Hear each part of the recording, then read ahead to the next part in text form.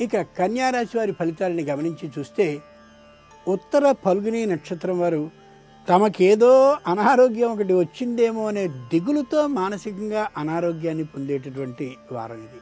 ఇక హస్త నక్షత్రం వాళ్ళు ముఖ్యంగా గుర్తుంచుకోవాల్సిన విషయం ఇక్కడ ఉంది.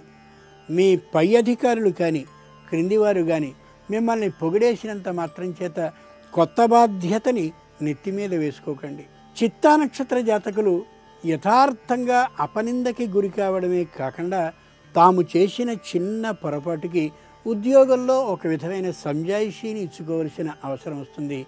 చాలా సూక్ష్మంగా ఆ ఉద్యోగంలో వచ్చిన ఇబ్బంది అలా గాలికి మేఘం చెదిరిపోయినట్టుగా చెదిరిపోయే అవకాశం బాగా కనిపిస్తుంది.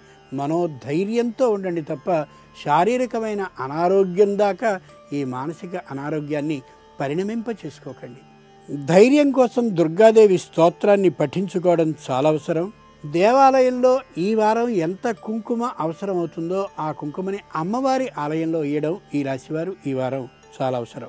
ఇక ఈ రాశివారు ముఖ్యంగా గమనించాల్సింది రాజీ పడడమే తప్ప న్యాయస్థానానికి వెళ్ళడం అనేది ఏమాత్రమూ సరికాదు ఈ వారం.